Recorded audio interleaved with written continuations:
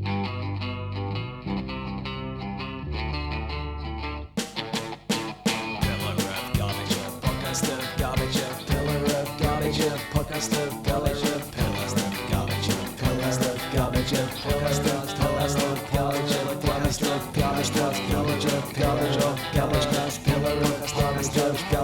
TSD Talks. Hello and welcome to episode 512 of the Pillar of Garbage podcast. That's Pog with a G. Yeah. With me, as always, is my trusty canine companion TSD Talks. What's that, TSD? There's a little boy stuck down the well. It feels like it's a running bit we do. Yeah, it's a long running bit we've done for the last 500 and what'd you say? 512? I can't remember. This is episode 2, really. That was a little joke. I was gonna say it feels like it's only been since one more episode since we made this one. Yeah. Well, time flies. I know. How you doing? How's your day going? Pretty good. Yesterday I finished the penultimate. I have 2 of my finals. I have one more final left, and Huge. that's tomorrow. And it's like just and an wisely, exam. you're studying for it right now. I am. That's what I'm doing. Yeah. But I feel pretty good about it, and also I since recording my show, I promise I'm gonna shut up about my show eventually. But my show got a couple awards at the. Yeah. Yeah. That's right, everyone. You're listening to an award-winning show creator. Yeah. Put a bit of respect on TSD's name, listeners. Go to your nearest bathroom wall, get a Sharpie. I don't know, write some praise. Yeah, like do the 5-star routine.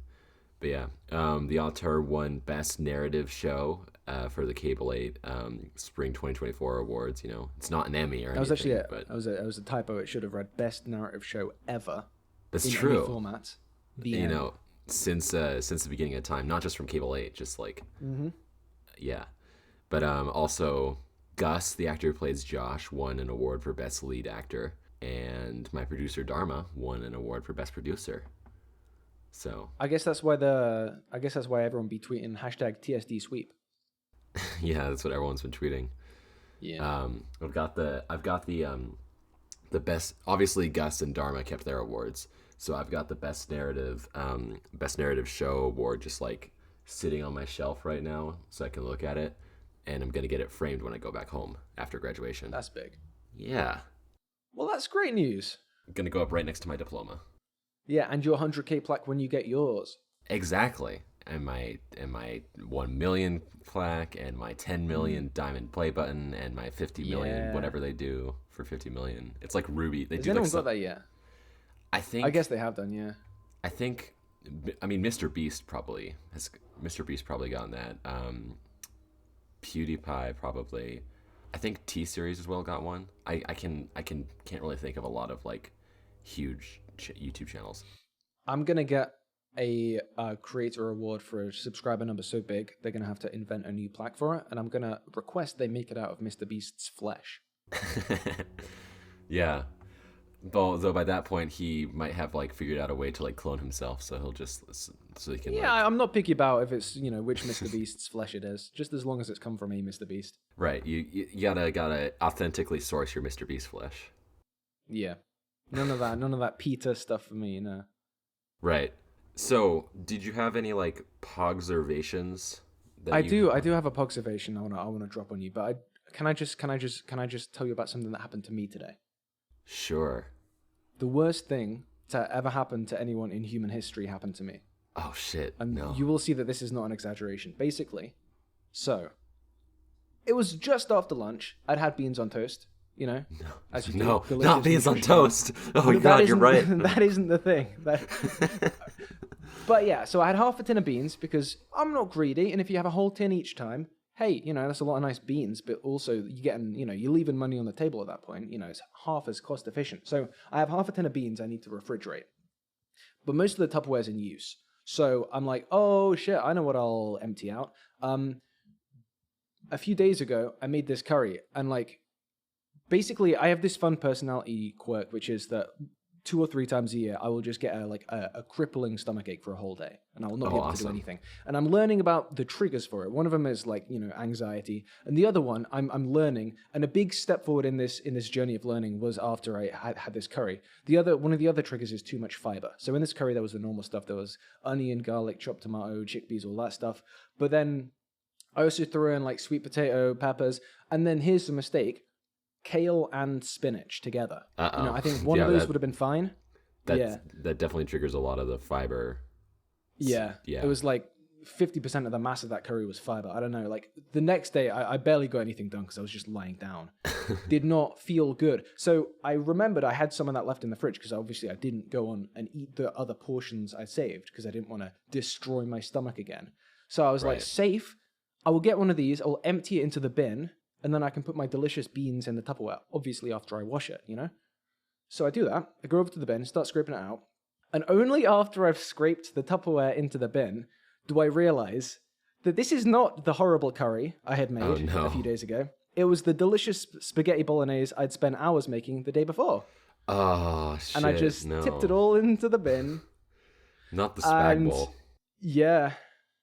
I tell you what, you read about like in ancient cultures, like in ancient Greece, there would be like when someone died, all the women of the town would they would mourn and they would like lament and they would sing these horrible songs and kind of just wail.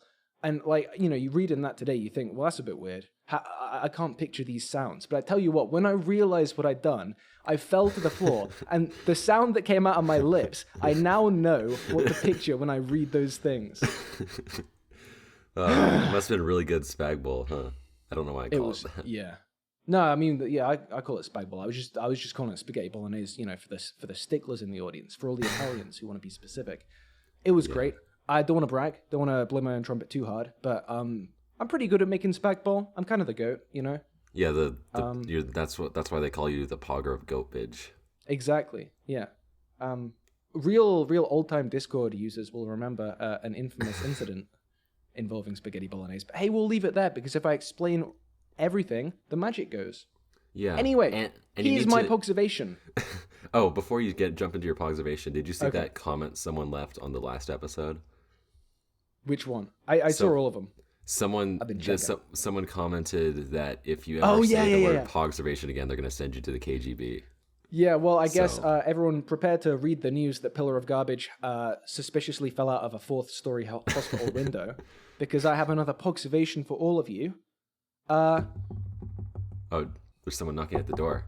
Oh, does he have a Russian accent by any chance? He does. He's asking where you live. Goodness. Yeah. Anyway, I'm sure that's nothing. Yeah, don't dox me to the KGB, man. I mean, they'll find me.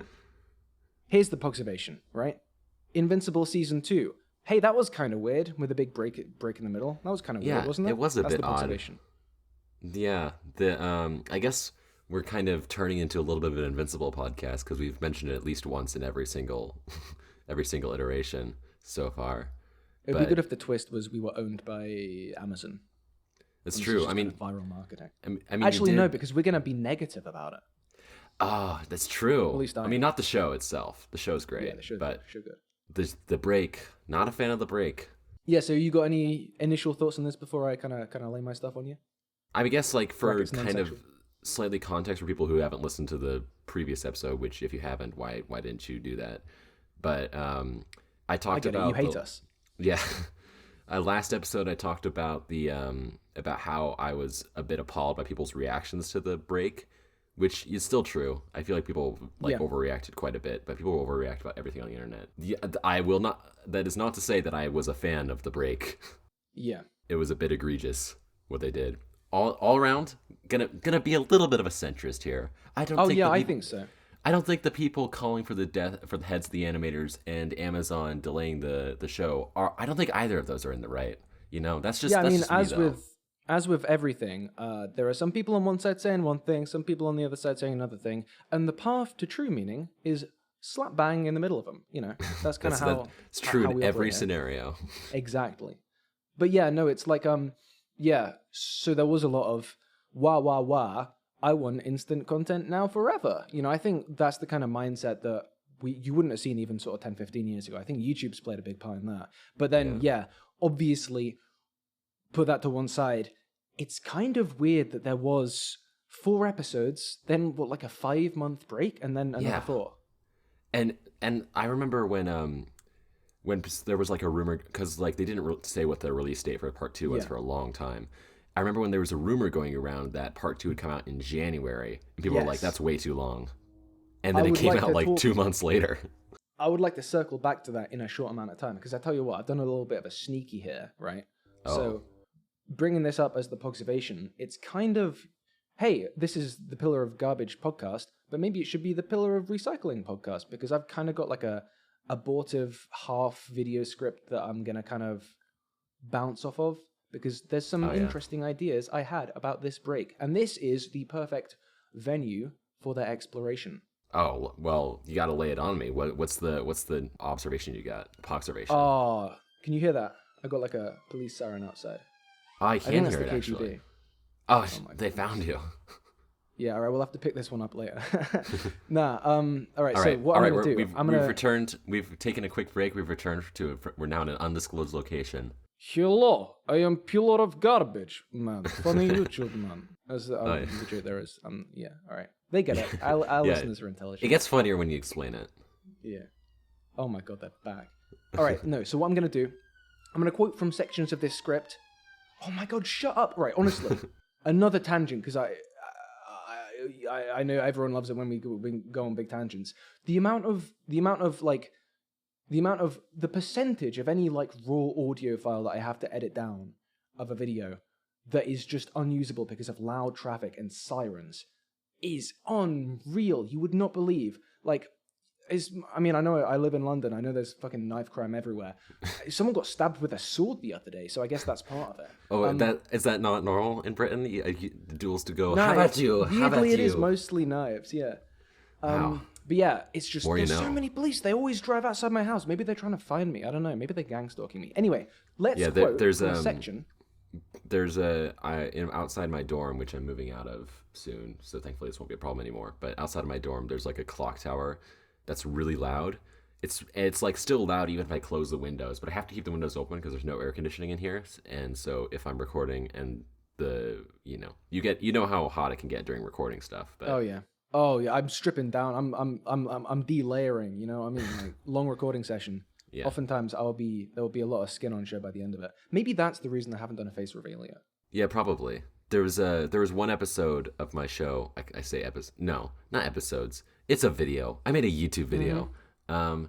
YouTube video is like literally something like 30% of it was just me sitting around waiting for the clock tower to shut the heck up. Huck. What? I couldn't decide between hell and fuck, I guess. But you'll probably find it because I think I included like a little montage at the end. It's the Queen video about Deltarune's Queen. Oh yeah. Which is a video I know you've seen because you've played Deltarune. But yeah, that video was a nightmare to record just because like the clock tower would not shut up. Anyway, Invincible. We're gonna stay on topic. We're gonna stay on topic. I will quote from this old video script that I never released. I should have made this into a video after my other Invincible video did 300 million views. I should have made this into a video. I didn't make it into a video because, as you will see, it's kind of a bit speculative. Yeah. And I feel like that weakens a video essay. Like, it still would have been a worthwhile video. But anyway, right. So, here's an observation about Invincible's first season. Invincible's first season pulled off a very impressive feat, creating from some fairly obscure source material a show everybody was talking about. And it did this without much in the way of marketing. According to executive producer Marge Dean, Amazon barely pushed that first season, but despite this, it managed to become one of the platform's top 5 most watched shows. What Amazon did do that first time around, though, was get out of the way. The show started with a 3-part premiere, setting up the world, the characters, and giving us enough of that central Nolan mystery, letting us see the cat and mouse game between him and Cecil, before releasing one more episode a week until the finale hit just 1 month later. Between March and April of 2021, there was time for the word to spread, for others to get on board, but there was also always a new section of this tightly woven story just around the corner. The momentum only built, and boy, did it. I talked on the channel before about the importance of streamers picking a release model that suits the thing they're releasing, and this is a great example of that, of the way you don't need $1 million in marketing if you can get the collective experience of a show's slow unfolding to market itself. Yeah. Yeah, that honestly, I watched Invincible after it came out. Like I watched it like a year or so afterwards. Yeah, But I same. remember when people were talking about it for the first time, You and could not like, escape the memes. Yeah. yeah, it felt like it just came out of nowhere. Like when I found out that Invincible only came out in 2021, I did a double take because I thought that like Yeah. the Think Mark Think meme, I thought it had been around for a lot longer than that. Yeah. I was straight up like, what? That's my kind of double take sound. But it just like spread like wildfire. It felt so like early quickly. days Rick and Morty, where like you were missing out on a cultural moment by not being there for it. Yeah, it's the other thing about the first season is that there's a really popular meme in the Invincible thing that has kind of turned sour in the last couple of months because of everything else. But there was like a kind of at the beginning it was a in good fun meme of with the scene where Nolan's like leaning over a car and talking to a character of the show, being like, "Where's Mark, William?" And people just repurposed that to say, "Where's season 2, William?" And I remember seeing that, I was like, "Oh, that's kind of fun." But then it became "Where's season 2, part 2, William?" And then like I remember literally minutes after the finale for part 2 came out, I saw people saying, "Where's season 3, William?" Yeah. It's just like, okay. Yeah. Like, good job, guys. You made yourself Omni-Man. Cool. I mean, yeah, obviously. It's just funny meme, but yeah. A lot of, well, I mean, to be fair, considering this fan base, a lot of them probably that was their intention. They're not brain havers. All right, I will continue. So, thinking about season 2, I think season 2 is a season that will age incredibly well. One that will look better and better absolutely. as more Invincible stories follow. Yeah, I think most people feel that way. But especially compared to that first year, it is a build. It is a slow burn. It's more gradual. The narrative hook isn't so direct. That's not a problem. It doesn't need to amass an audience anymore just to retain one. Or it wouldn't be if the decision hadn't been made to put a 4-month break slap bang in the middle of it, stymieing that whole slow build. It isn't that mid-season breaks are bad in the abstract. It's that this mid-season break in particular, for this season of this show, doesn't feel like a good fit. So why'd it happen? Well, there are a lot of theories. I'll tell you what my theory is, and lay it on me. My personal theory is that when I first watched the first episode of part 2 of season 2, I guess episode 5 of season 2. Yeah. I was served with 2 big ol' ads in Amazon, and then halfway through the episode, I was served with 2 more ads. And it occurred to me, this is a new update I don't think Amazon has done before. Yeah. So my theory is that Amazon at some point, I'm guessing that the break was already planned, but it was probably going to be a lot shorter. Like I'm guessing it's probably going to be like maybe a month or so. But then I'm guessing Amazon stepped in and is like, well, hold on. We've got this ad update that we're going to be employing. It's pretty like in a couple months. Why don't we just delay it a little bit so that we can have all of our viewers who will be watching this show that is like one of our most popular shows, and just have them be watching that. We're geniuses. Great job, Jeff. Yeah. That's so my this is something theory. A lot of people have thought, right? And like I kind of buy it myself a lot. It isn't, as we'll go on to discuss, it isn't the only possibility, but it, I think everyone had that same experience. If you go back and watch this. This is the only show I was actively watching on Prime. Because Fallout was obviously not out yet. And then log into it. Oh, what's this? I still need to finish Mr. and Mrs. Smith, but other than that, yeah. Oh yeah, I need to start that. But yeah, I mean, it was crazy because I click onto it and then I sit through like 40 seconds of ads, and then the last like few seconds of the second one is like, this program's brought to you ad-free by Apex Legends, and I'm just like. My guy, I don't think you know what that means. Yeah. So in the original draft of this video script I was going to turn into a video, I had a good bit, right? The bit was going to be talk about the other, stuff, quotes people have said, and then get to the topic of ads and be like, oh, and then there's the other thing. And then I was going to put like a sponsor read in there. Yeah. And then like pivot it around afterwards, like, haha, I did a little funny thing, talking about adverts. But now we don't have sponsors on this podcast, so the joke is lost. Yeah, I wouldn't have got one for the video. Lost forever. And they can't do the joke anymore. That is so true. But no, yeah, so other explanations have been suggested, right? Invincible creator Robert Kirkman suggested that viewers needed to have time to process the events of that episode 4, where Mark goes to Thraxum and like gets kind of, spoiler alert, beat up. But we've also heard from co-runner Simon Rachopa, I hope I'm pronouncing that right, that the break wasn't the original plan and wasn't a story decision. Kirkman's "you'll need a break" sentiment appears to be retroactive, an attempt at justifying the break to viewers after the fact. Now, Kirkman's also suggested that production delays are to blame, perhaps as a knock-on effect of last year's strikes, though that last bit is speculation, and fan spaces seem convinced that Season 2 was finished before it even started airing. And I can't find a source for that. But I do think maybe the fact that neither Kirkman nor Rachopa nor anyone else speaking on the hiatus has come out and said the gap's there so we can finish the season lends a bit of credence to this idea.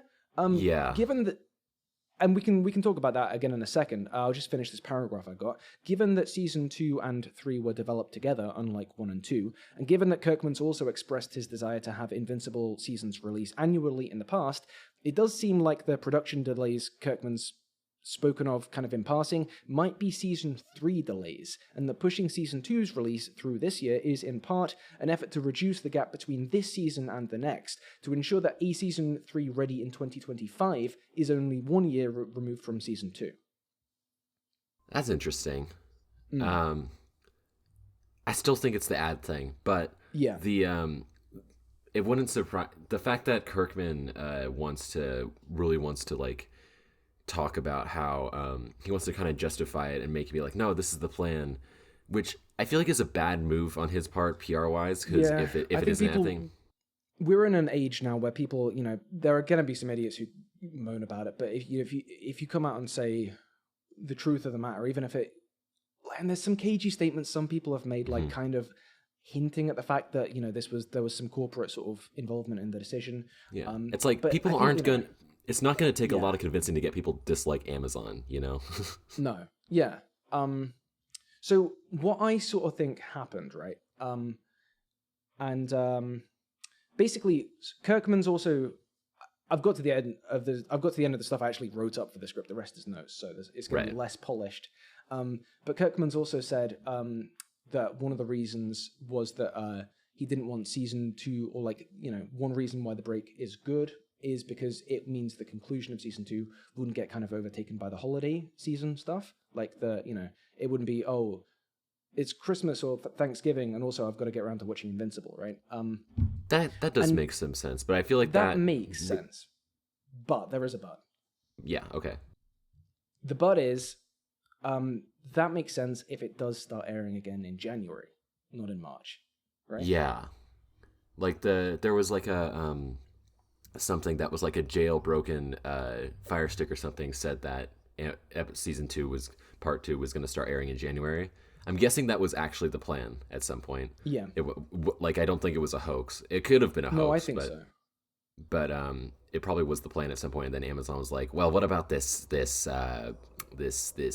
ad thing we've got? Yeah. What about that? And like a January release date for the Part 2 of Season 2, that also works with the kind of, if it is because of annual release stuff, like he wants that to be a 1 year break. If it starts airing in January, technically, even if it releases in late 2025, Season 3, that is a year break. There have been comments to the effect of, don't think about it as the rest of Season 2 is late. Think about it like we're giving you half of it early. And if the whole master plan here is to settle us into an annual release schedule, I don't know why they didn't just hold off, because we had the special in summer. So even if you were wanting some Invincible on the calendar in 2023, you kind of do have that. And then you've got 2023, 2024, 2025. But I do think it does seem like, from the comments, the Kirkman's comments we've talked about, they were made after kind of just before, I think, episode 4 aired, like that kind of time, November time. So it seems like at that point, he did think it would be less than a 4 or 5 month break. He thought January. And then it all kind of fits together. Like that makes sense as a picture, and it's understandable from all sides. But obviously, it didn't air in January. It aired in March. And I think it did. It killed a lot of the momentum. Oh, for sure. like in fan spaces. Not all of it, to be clear. There was still a lot of momentum, and once the actual show got going, like people were like, "Oh, okay, the show is still picking good." up again. But it killed a lot of it. It was like 2 4-episode seasons worth of momentum rather than one 8-episode season. Especially because by the kind of fourth week each time round, you could see like online the discussion starting to bubble up. You know, it started being trending on Twitter, the finale and stuff, and like you just have to wonder how much more of a splash would it made, you know? Like, can you imagine, like, I guess spoilers for the season 2 finale of Invincible, but can you imagine the Angstrom-Levi fight after like a whole season's build up over like 8 weeks? That would have, I think the kids are saying that would have broken the internet, you know? Yeah. Yeah. I probably would have had a similar impact to Omni-Man. Like, the thing is, people have already started memeing it, which is, I think, is any good a sign as a show's relevancy is that it's being memed. Like, I Thought You Were Stronger is a huge meme right now. Like, people will, like, yeah, but it would have been so much bigger. It would have made such a bigger impact. And again, like you said, in the future, it's not going to matter as much because, you know, people are going to be binging this show on Amazon or whatever streaming service it's on in like 10 years, if it is on any But relevancy at all. At time of release is important, and that's right. one of the things they take in mind for renewals and stuff. So it just feels like a bit of an unforced error. I think that I don't like talking about the leaks. You know my feelings on leaks already. But based on what I've seen of the leaks of season 3, if they keep season 3 as a regular season that doesn't have a huge break in the middle, I think it'll be enough to build back momentum. If not, maybe, hopefully the same level of momentum that season 1 got, because if not more. But this was just a huge mistake. They just could have very easily avoided. And let's not also, listeners, let's not go too far. Like, there was this sentiment that was going around in fan spaces that all of season 2 was done and that, you know, there wasn't any need for any kind of break, and we've not really seen any of that. And I did try and trace this back to like a source, and the nearest I got was a lot of people kind of kicking up a fuss around the idea that I think even before season 2 started airing, one of the voice actors mentioned they were recording for season 3. And like, I just need to tell you all, you do things at different points. You know, right. Actors are busy. You record lines for a script you've got done, even if the animation for the previous season isn't all done yet. And I think that is probably what happened here. They're not going to keep the actors like in a suitcase, like just waiting around until the season's done. Unlike us, you know, we just kind of sit in your phone until you feel like playing the next episode of the podcast. But actors, you know, they got a big ego. They don't want to just sit in a phone all day, that kind of thing. Right. Unlike YouTubers who are famously extraordinarily humble. This is true. But no, I think the interesting thing about this whole mess, just before we kind of bounce our way onwards, is there are kind of two ways to look at the eventual March release date, right? Because one of the there's kind of a strong and a weak version of the idea that Amazon ruined this, or not ruined. Right. Amazon blundered with it, right? Yeah, they made some tactical errors. Yeah, and one of those is that they made them hold off until the ads update. Very plausible. That's the strong one. But the weak one is Amazon also, you know, they, as a general practice, and I'm sure there have been some exceptions to this, but they don't really like to air multiple Prime like exclusives originals at once. And that's true. I think there was one of them, I don't know if it was like Has-Been Hotel or Hell of a Boss or something like that, was kind of airing around February. It was Has-Been. Yeah. But the interesting thing about that is that show had like 8 episodes, but it only aired for like 4 weeks as well, because their release schedule was they dropped the first 4 episodes all at once, and then they released 2 episodes every week for the rest of it, which is okay. That's so weird to me, but still. It lends credence to your point. I think it's good that Prime is willing to be kind of a bit flexible with release schedules, you know. Yeah. But Invincible's season 1 again had that 3-part premiere.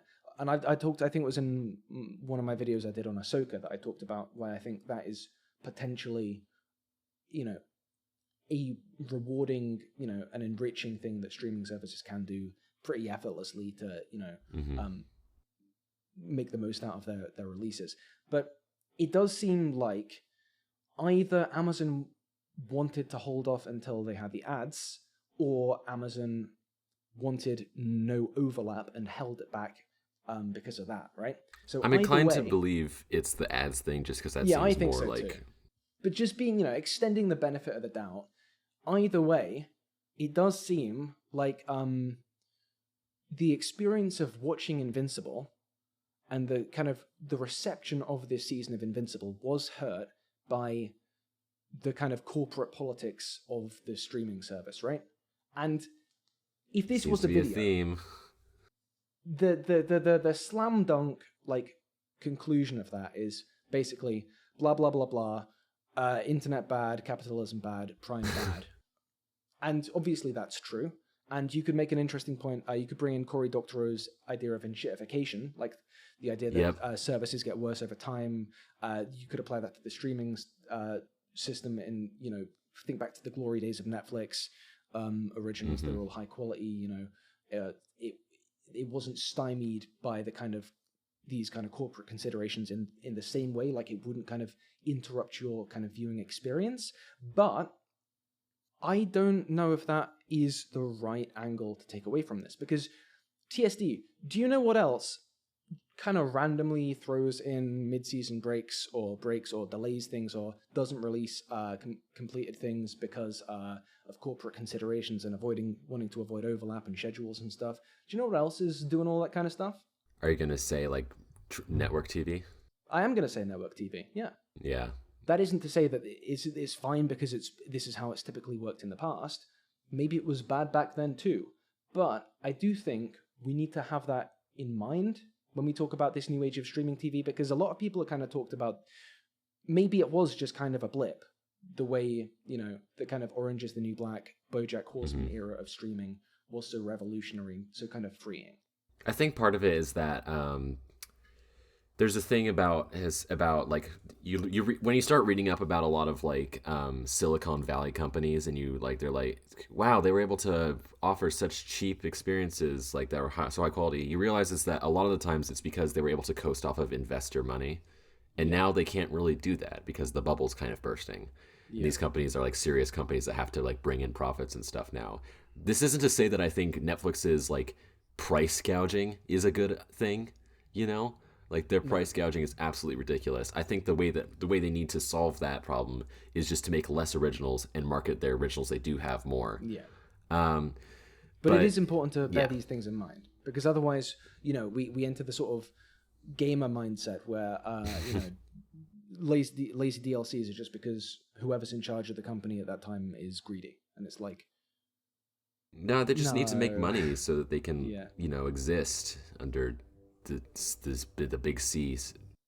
Real. Oh, also, that's a great segue, because in case anyone listening to this doesn't know yet, both of us have Patreons, and one thing we're adding to both of our Patreons is that if you subscribe, on mine I think it'll be any tier, I don't know about yours, but I've done any tier as well. Yeah, okay, so give us any amount of money whatsoever, and you get early access to new episodes of the podcast, as well as other stuff. It's not just that, but that's a new thing.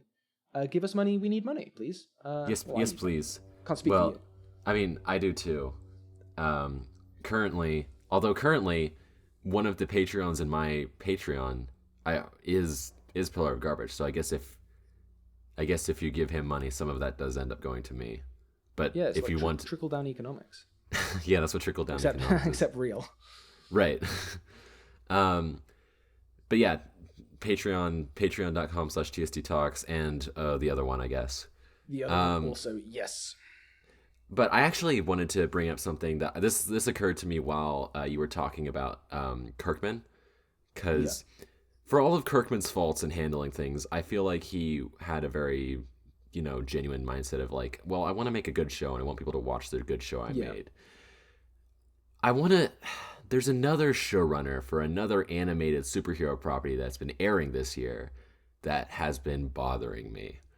And if you have been watching X-Men 97, you probably know what I'm talking about. I don't about Beau DeMayo. I don't care for Beau DeMayo all that much. So if you haven't been paying attention to like the discourse, I guess, around X-Men 97, I kind of haven't.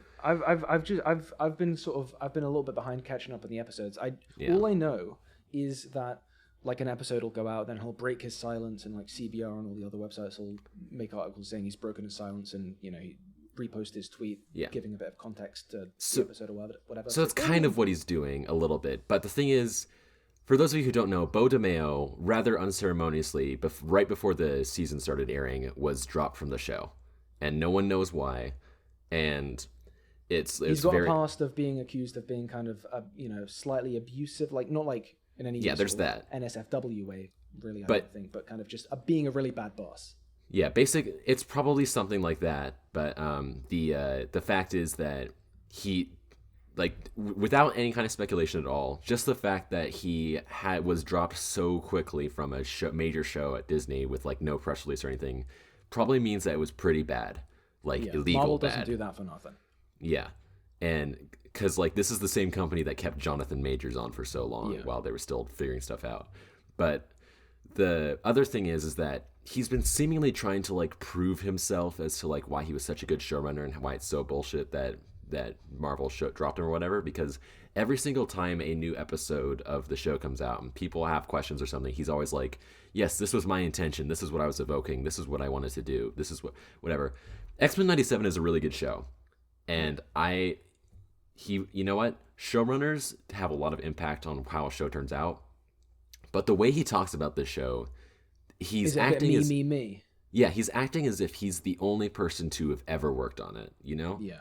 And there's a lot of parts of that bother me, because he's some of the episodes. One of the episodes recently was getting a lot of attention was it wasn't Remember It. That was the big one that got everyone's attention, but I think that one was written by Beau DeMayo. But there was one that was written by another member of the writing team that was getting a lot of attention, and Beau DeMayo was answering questions and talking about that episode as if he wrote it, which he didn't. Oh yeah.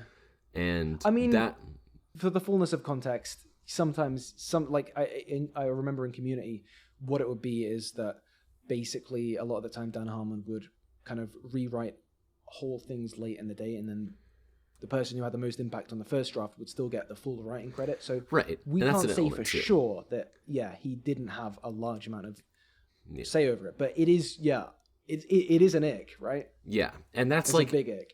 It's a big ick. And the other thing is just that he's doing the J.K. Rowling thing. He's doing the thing where like every single question that someone has about the show, he's answering it and being like, "Oh, this is the definitive answer. This is the canon thing." Okay, and I don't like that either. It's speaking from someone who just got a show.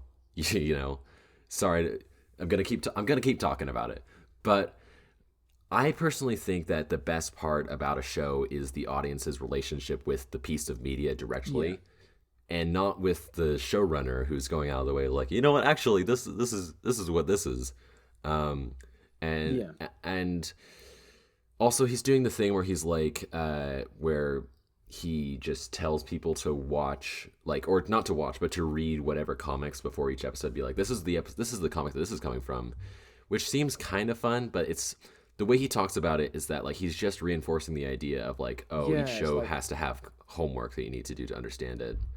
And this whole picture put together, it does seem like something bad's gone down. He's been canned.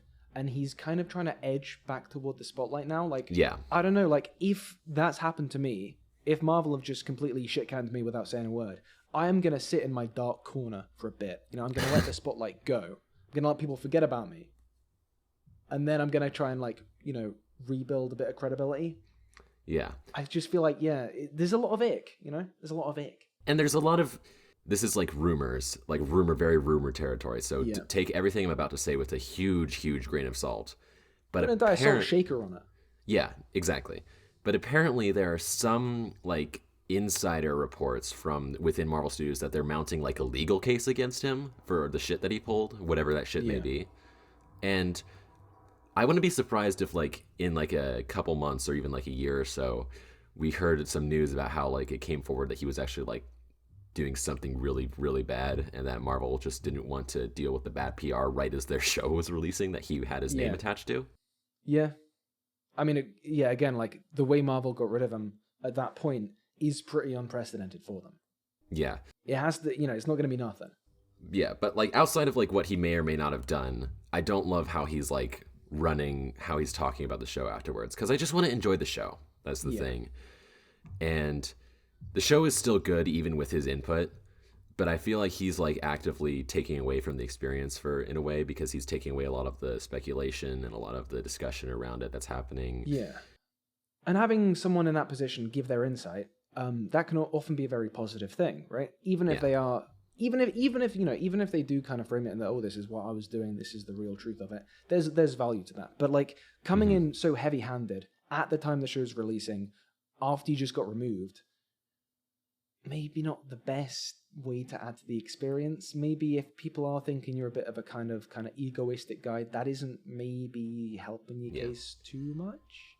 Also, apparently he has some dodgy views about things, which I haven't looked into, but apparently he's got some like interesting beliefs about specific events. Oh, heavens.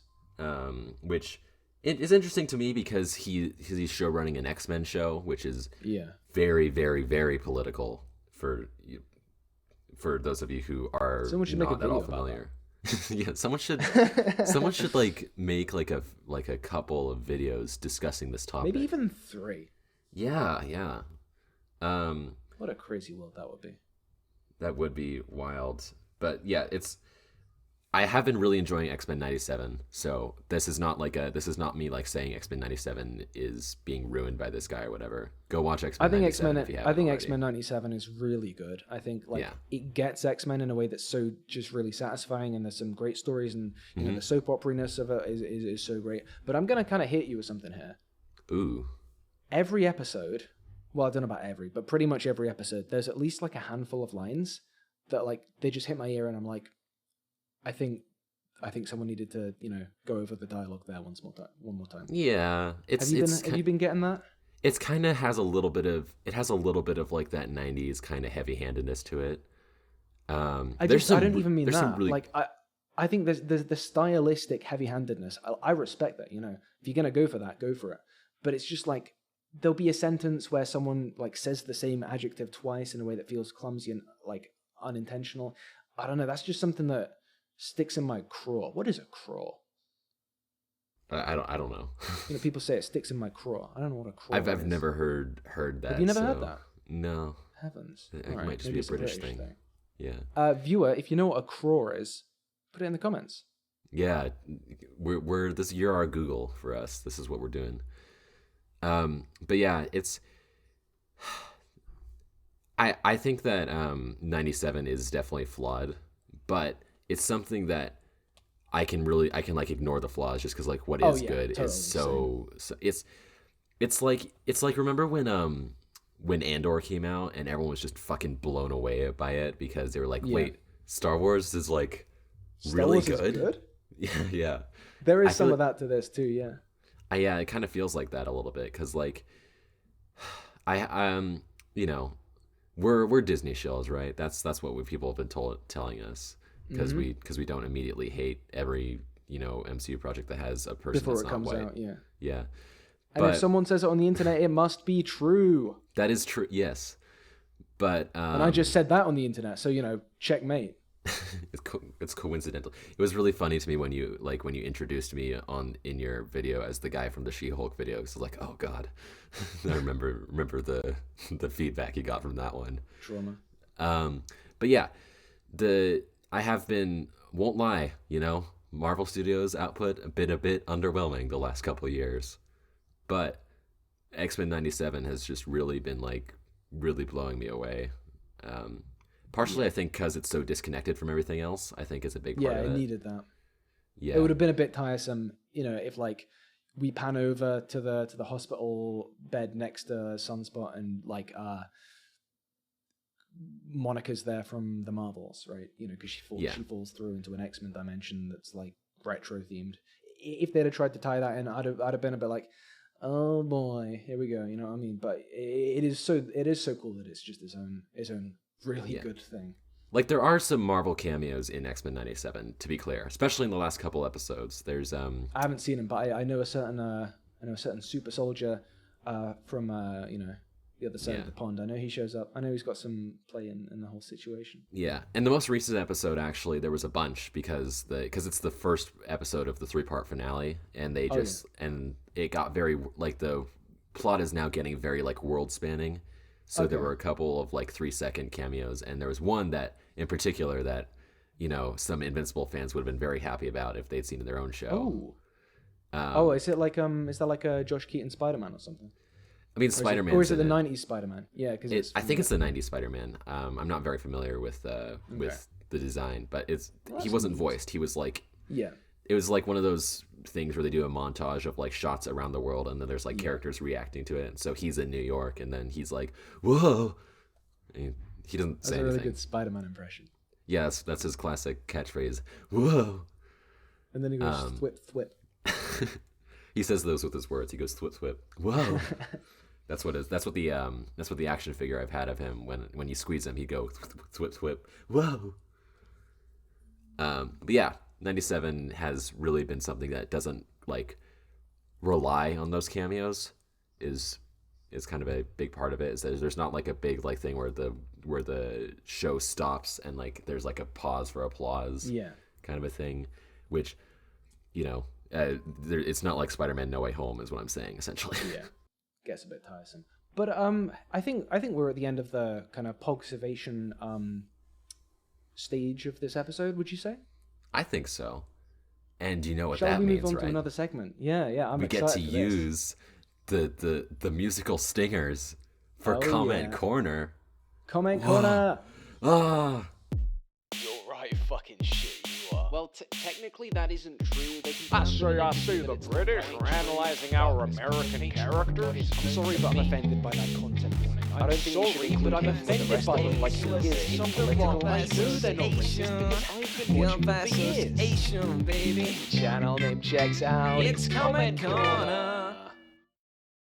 All right, you gotta comment for us, Pillar. A comment for this corner. I got a lot of comments. I could close my eyes, scroll through my phone gallery, and land on a picture, and it would be a comment for Comment Corner. Because like for the past like year, every time I've got a super strange, weird, funny one, just took a little screenshot, you know.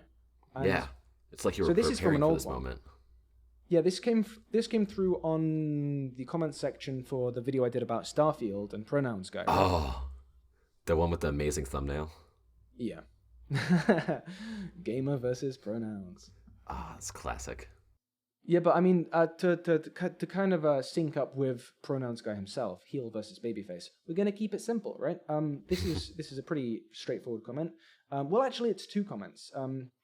From Alex-CW3RZ. At the time I took this, 49 minutes ago, he left 2 comments in quick succession. First one, guy looks like a thumb. Second one, hilarious. I think it's got an understated charm. Yeah, you know what?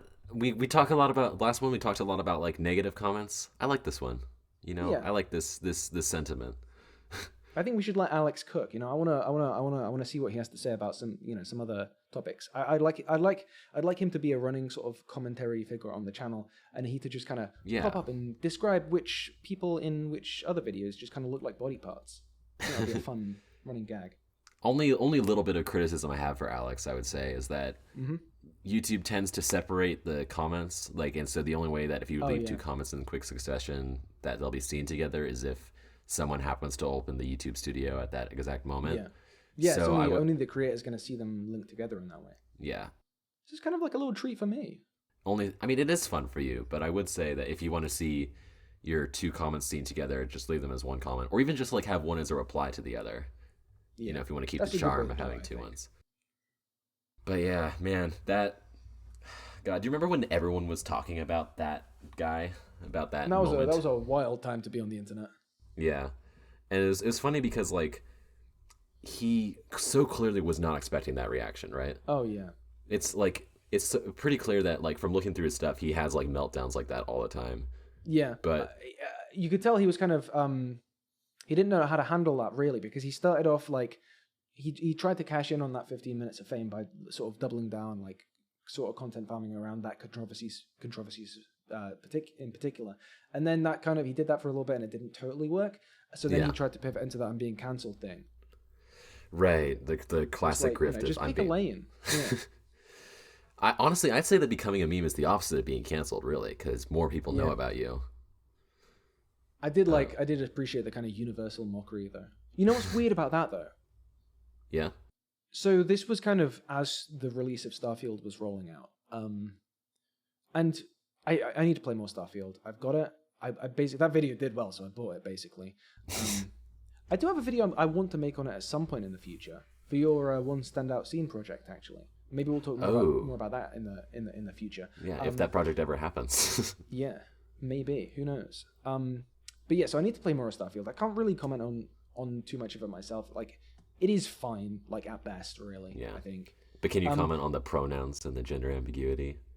The current day California shit. Woke Biden America. How about that? But the funny thing is, as Starfield actually came out, as people saw the reviews, as people played it, as people saw the kind of, you know, the mountain of YouTube videos extolling its, you know, lack of virtue, as the conversation came around to being, you know, Starfield failed, Starfield's a flop, regardless of how true that is, you know, obviously there's probably some truth in it, but the comments on this video swung back around to, as was right the whole time, you've made a fool of yourself, you know, that kind of thing. Which is just so strange to think about. Right about what? Like, he wasn't saying, this game is bad. I don't think we're going to look back fondly on Starfield. That isn't what he was saying I have at some all. critiques of Starfield's underlying game design. Yeah, the gameplay loop, there isn't a strong gameplay loop. fucking gameplay loop! You know, I don't know, maybe I'm misremembering it. But it's so strange that, like... I think in the middle he did, like, calm down. It's like, and actually I do feel like that this game that I'm about to play I have been taking into consideration the critique it's the beginning, I have some but also reasonable pronouns. Critiques. Yeah. I don't know, like, it's so funny that... Because obviously, in his kind of fan-base viewers' minds... all that got boiled down to, after seeing the entire internet jump up and down on it for ages, is Starfield bad, right? Starfield bad, Right. maybe because of, you know, the influence of wokeness and DEI and fucking Sweet Baby Incorporated. Oh, God. You know, even I don't think they worked on Starfield, but I guarantee you there's someone blaming Sweet Baby Incorporated for There's probably Starfield. like someone who worked with someone who used to work Yeah. for Sweet Baby Inc. or something that people are like, no, the gaming industry has people who know each other. Oh, Yeah, but it's just so telling about the way these people's minds work that, like, the conversation comes back around to Starfield wasn't that great actually, and they think, okay, so we agree, Starfield bad, you know? Right. Like, that isn't, I don't know. Yeah, everyone listening to this knows how silly this whole thing is.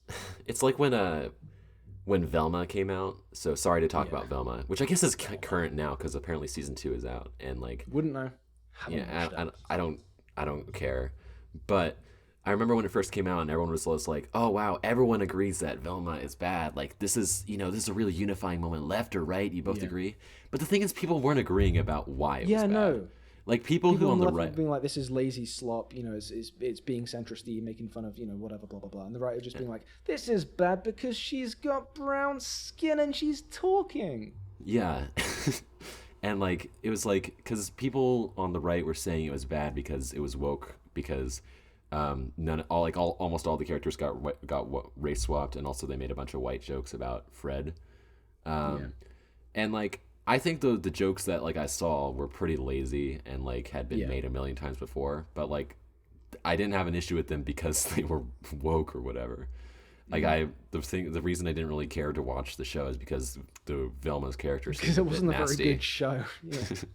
It's like, and then I saw the one joke about like her saying that like comedians can't talk anymore because of Me Too or whatever. It's like, what are you doing? That is so true. I always love hearing from a comedian, you know, in her program that's being seen by millions of people about how comedians can't talk anymore. That is so true, Mindy Kaling. I mean, apparently she didn't write it. Apparently it was written by like a white guy, which I think makes it I worse. don't know. Yeah, regardless, I don't know if I'm Mindy, I'm not reading that in the VO booth. You know what I mean? Do you have something for us in the comment corner? Yeah, actually. It occurred to me, I realized that last episode, we talked a little bit about my HiTop Films video. Like we mentioned, like very, very did we not passing. talk about the comment? we didn't talk about a comment that I got from HiTop. Oh heavens! I have a lot. Interestingly, that video got a bit of a upswing in views, which I didn't expect. Which I kind of, cause I'm a clout goblin. I like it when number go up and more views come to my channel. And that makes you bad. But I wish bad about that. I wish it was literally any other video. No, I know exactly what you mean. Yeah. It's because that video's fine. I think that video's like okay, but it attracts the attention of. It's like this is what the world is seeing of me, and I'm not showing my best here, and they think I'm like this. Yeah, I it's kind of just feel similar. Not to derail you, but like there's a video I did in like 2 days about one episode of Seinfeld that like is kind of interesting, but like not really that groundbreaking. It of all my videos, that just keeps going up and up in the background, and like people are like judging my entire channel. Like someone was like, "Oh, you need to improve the voiceover quality," and I was just kind of like, "It's like your second video you've ever made." I did this 2 years ago with a bad mic, and also I had COVID at the time. That's why my voice is a bit hoarse. But take that into consideration. Sorry, please talk. It's just that this video also is just like the video itself isn't very nasty. I feel like happy with how I handled it. No, the video's fine. I feel happy with how I handled it, but like it attracts like the nastiest people, because like for those of you who don't know, HiTop Films is a YouTuber who makes like videos about Spider-Man or whatever, and he kind of got some notoriety a couple of years ago because he made some videos talking about why he didn't really like MCU Spider-Man, which was like a big source of debate. And I do feel he's played a bit of a role in fueling the tribalism between Spider-Man fans, like people who are like, oh, Raimi Spider-Man, oh, Andrew you can trace Andrew a not Garfield Spider-Man. insignificant part of that discourse right back to him for sure. Yeah, but like at the same time, I feel like that wasn't intentional. He wasn't trying to make like a fucking tribal war, and I feel like I don't know. I wasn't a fan of his videos, and so I made a video and the other thing was that I'd seen a lot of criticism of him, but all the criticism felt like it was just like that same tribalism, but on the other side, being like, man, fuck you and your family for not liking Tom Holland's Spider-Man.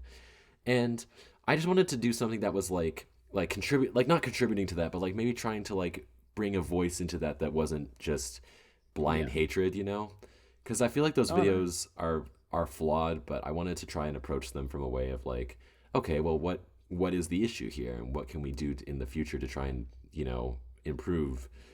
But then I attracted all those comments of like people like, yeah, HiTop Films Alex is the worst human being, and I wish he'd die. And I'm like, guys, please, no. And then there's just so much tribalism in that. And then like my other videos don't get any attention. Like I'm really, really proud of that Star Wars video I made, but like it's just, and like it did fairly well for my videos, but like I wish that one was the one that got like 80,000 views, Yeah, I know. Anyway, all this to say, I get a lot of comments on that video that are very fun, and this one I got about 4 months ago, and it's gone into the Hall of Fame, I think, from one of my favorites, because it just says, "Lost me at the painted nails, Lamau." Brilliant.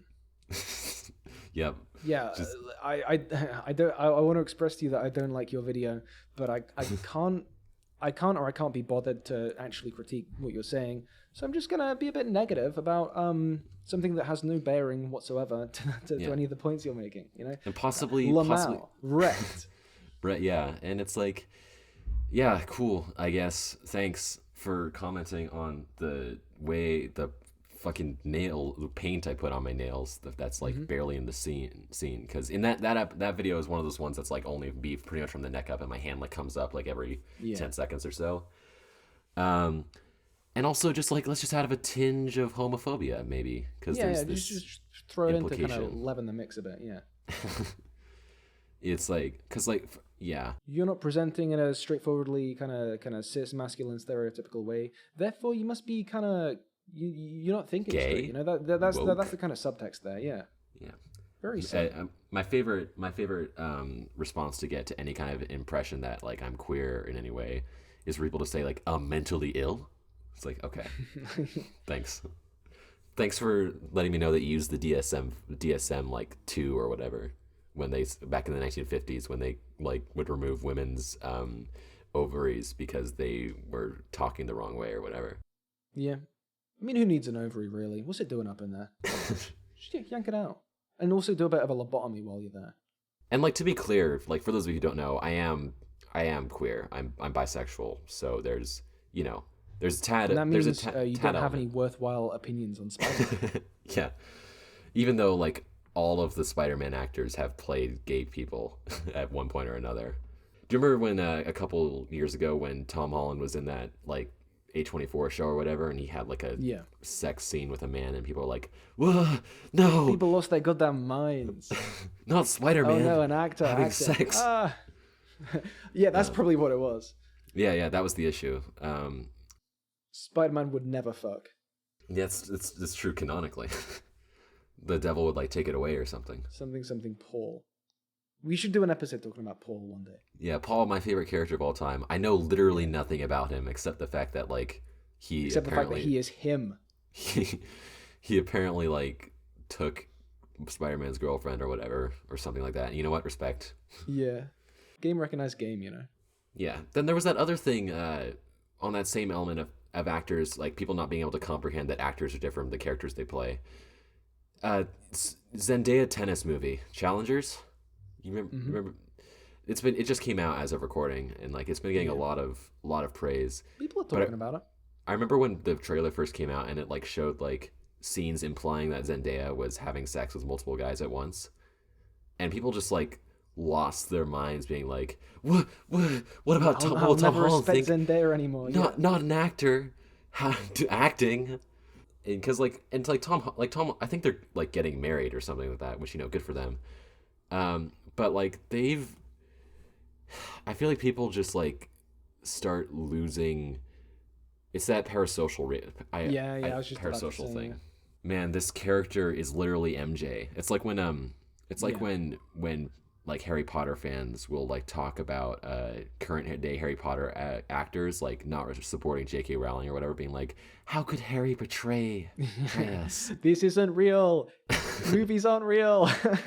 And like that one that one clip that went viral of the lady who played Professor Sprout being like, okay, I feel like Harry Potter fans should like have like grown out of that by now. Being like it's maybe a little bit judgmental, but like it's, you know, it's fairly mild. You do see a lot in that fan base, yeah. Yeah, and then people like acted like she had like killed their dog or whatever when she said that. Like I saw like a bunch of edits like to Billie Eilish's when What Was I Made For, with like that clip, and people being like, no, Professor Sprout, no.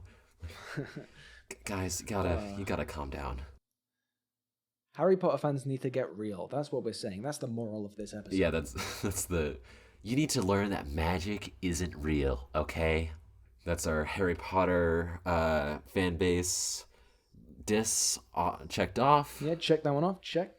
We got Star Wars in the last one. We got Harry Potter this one. Where will we go? I don't know. There's a lot of options. Oh, can I throw another comment at you? Sure, yeah. So this is one. Some of you might recognize it from the stinger that's just played beforehand, because for that, I kind of paraphrased some real comments, and I kind of, amalgamated some other ones. But this is one I got, I can't remember when, a while back, from like, I did a short like a year ago, I think, before I'd like properly, maybe 2 years ago, before I'd properly like got to grips with like the Geeks and Gamers crew. Well, it's just the one guy really, but the short was basically, it was called like, Is it Geeks just that and one Gamers guy? Going Full Racist. Well, in terms of like, he's at the very least, he's like the creative director, right? I see. Okay. Basically, they did I think it was someone else writing on the website, but they did a review of Prey, the Predator film. Oh, I remember they this. used the word, which a lot of people, many native or indigenous people, hold to be, if not either a slur or kind of slur adjacent. So I won't say like it's offensive at the very least. Yeah, and it's like a lot of people argued back, saying, well, no, technically in this language it just means woman.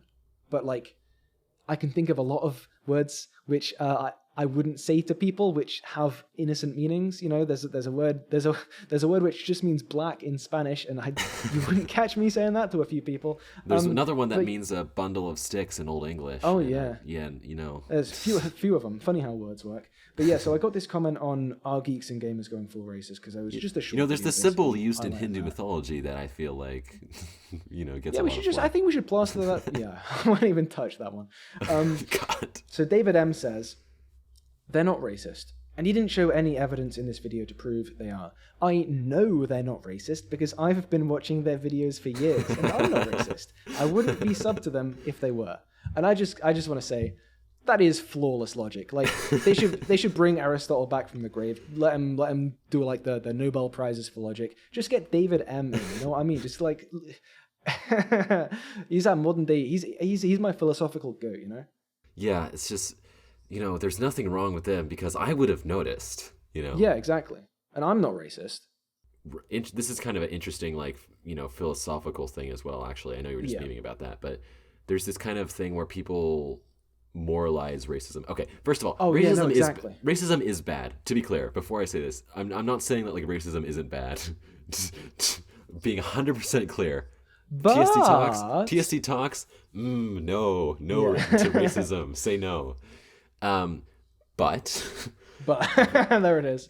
yeah, the way people think about racism is that it's like they think of it as like it's this character trait that you assign like in the Sims, and like either you're racist or you're not racist, and like if you're racist, that means you like are you do a racist thing, like yeah, like if you're racist, then you're a Ku Klux Klan member, and you like believe truthfully that you know, black people are inferior or whatever, and like obviously racists like that exist.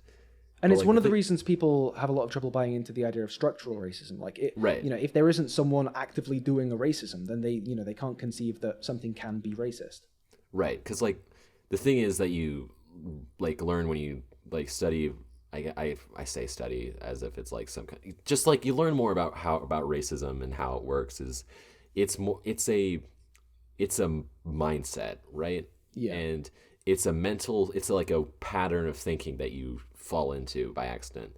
And like I like to consider myself anti-racist, you know. I would hope that most people would try to consider themselves anti-racist, but I know for a fact that I have like racist thought patterns that like I've just like, you know, through no fault of my own, I've just learned them because I live in a society that, you know, we're raised in a society that's you know, we're raised in a patriarchal, you know, allonormative, cisnormative, all that society. These things are baked into us, and you know, part of being progressive, part of being, you know, in my case, an ally, or you know, part of being socially good is trying to, you know, deconstruct put yourself that into better thought patterns. Yeah, catch yourself out when you're having, you know, the kind of knee-jerk reflex of, oh yeah, but what about that? And you think that, well, actually no, I'm thinking this way because of certain things, and I should not think this way. Yeah, and it's like it's there's also just this like a thing in a lot of societies, which I think comes from, in America, comes from like Catholicism, of like this idea of like a thought crime, of like if you think something, then like that means you're a bad person. Yeah. I feel like if you recognize like those racist thought patterns or whatever, what you got to do is just like be like, okay, well, no, you just got to like actively counteract that and be like, well, no, that's not actually true. Or like I grew up in a pretty white town. Like I grew up in a pretty white, and like fairly conservative town. Like my parents weren't conservative, but like a lot of my friends were, and my friends' parents were, and like my neighbors were. And so, you know, while I, you know, read To Kill a Mockingbird in middle school, and, you know, learned about how Martin Luther King Jr. Definitely didn't do anything like violent or whatever. And he was kind of a centrist, just like us. It was just a bit of a centrist, maybe a bit of a Republican, really. He'd be a Republican today. You know, you just got to listen to both sides and kind of walk right down the middle. But like there's that element of like you learn like, okay, well, being racist is bad, but then you don't really learn what it is. Yeah. Like you learn that like it's bad to say like the N-word and to like, you know, discriminate people for their hiring practices or whatever, or like say that they should be slaves. So it's bad to enslave people. Yeah, like the complexities and the existing like kind of the issues that have been partially solved by people like King. Yeah. You know, they get folded away into neat like little boxes of ontological evil, and you know get placed, you know, out of the way by the education system, so you don't have to worry about them. Yeah. And then, Because God forbid we be uncomfortable and think about maybe our own actions Heavens. could be impacting. But that's what I think that is like comments like this kind of come from, that mindset a bit of like, okay, well, racism is ontologically evil, and I know I'm not ontologically evil. Yeah, exactly. So I'm not racist, kind of a thing. And we know the mind will there's a lot of things the mind will do to rationalize stuff. And this guy has clearly just had that thought process of, I haven't called anyone a slur today. I'm not racist. I'm not a racist person. You couldn't dig into my chest and pull out a racism bone. So therefore, I'm not seeing a problem with these guys. Therefore, you're chatting shit, mate. It's just, his mind is just, he probably doesn't even realize any of that's happened. It's just reality has warped itself around him. And, and like, I don't think it's really his fault at the end of the day. No, it isn't. But But, he could work to, once he becomes aware of it, like, part of fighting racism, part of fighting all those thoughts and becoming a better person is making an effort to unwarp the world around yourself, or at least to recognize your world will be warping around yourself, because that's just what perception does. So, like, I'm just saying, David M., take a step back. It's that same thing of like objectivity, which is my favorite thing ever, especially in media criticism. But it's just that idea is like, once you start, objective reality is a thing that exists, but it's not a thing that we really perceive, know? Like, we know it, like, we know that the sun is a star, right? We know that the sun is a gigantic star, millions and millions of miles away, that's like lighting up our entire planet. But like, our perception tells us that it's like this little dot in the sky, that's like, that, and it goes away. And so that's kind of that's not to say that those things aren't happening, but that's just what our perception tells us. And so that's how we get stuff like flat earthers, like the objective reality. And like, we're not even a hive mind, right? Even if we have, it's not even that we all have that perception of the sun in the same way. What about a blind person? Exactly. Like, there's this thing I always come back to, which is I did this video briefly talking about the opening sequence of Ahsoka, and I kind of read into the fact that Balin Skull, I think that's his name, can't really remember. Balin Skull, he's got a red lightsaber. So I read into that a bit, and then it turns out everyone in the comments is like, pillar of garbage. What are you talking about? His lightsaber's orange.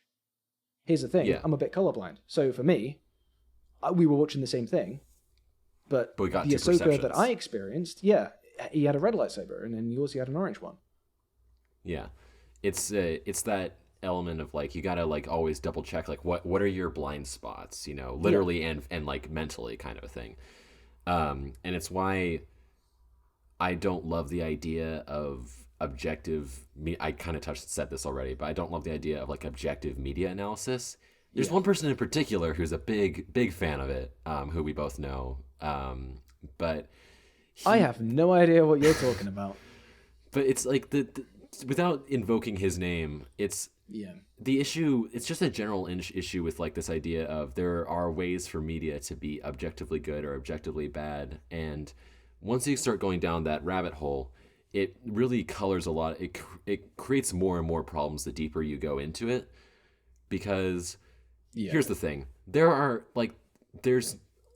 no real. This is like going to be such a high and mighty like take or whatever, but there's no such thing as objectively good in media criticism.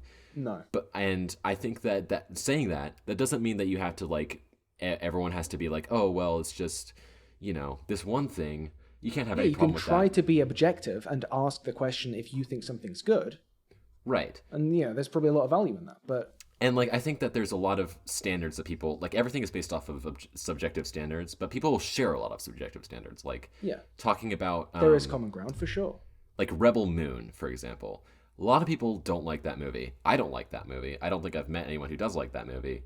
But that's based off of standards I have, and that standards a lot of people have. Like, we want dialogue to be good. And even like Lady Ballers, right? There's a scene in Lady Ballers apparently where like the camera crosses, is it called like the 180 degree line? Yeah, the 180 degree line. Yeah, and within the conventional accepted kind of logic and rules of filmmaking, big no-no. That's wrong. Yeah, that's a no-no, and it's wrong for a reason, because given the way we kind of spatially perceive things, it feels unnatural to us. But even that isn't objectively a bad thing. I think there are some movies use that to within the great logic effect. of filmmaking. Yeah, exactly. Within the logic of filmmaking, I don't think it Lady is- Ballers is it one is of a them. flaw. No, totally. But like,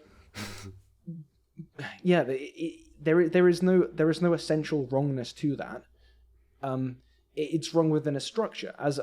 That's how wrongness works. And I intend to one day do a big video about YouTube objective film analysis. But like the kind of the rundown of it is basically, there's what some of them do is the thought process is, well, I have a consistent set of standards for whether I think this makes sense. So I believe I am objectively asking, whether this makes sense, whether it's logically good as a story, right? Yeah. And first of all, okay, you can try to objectively apply the same framework to various things.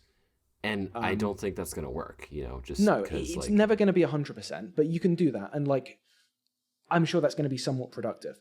But yeah. even if we accept that, which, there's 1,000 caveats you could give for that alone, there is fucking 1,000 miles between that and does it objectively make sense? And there's a million fucking light years between does it objectively make sense given the standards I'm supposedly, consistently applying, and is it good? Right. And that is the problem. And I think the thing is that it's good to have your own standards. It's good to apply those standards, and it's good to try and be consistent. It's good to try and be an objective. Strive for striving for objectivity, you get closer Yeah. to an infinite that you can't reach, but being closer is better than being further away. Yeah, and but the thing is that you can never allow yourself to think that you 100% are.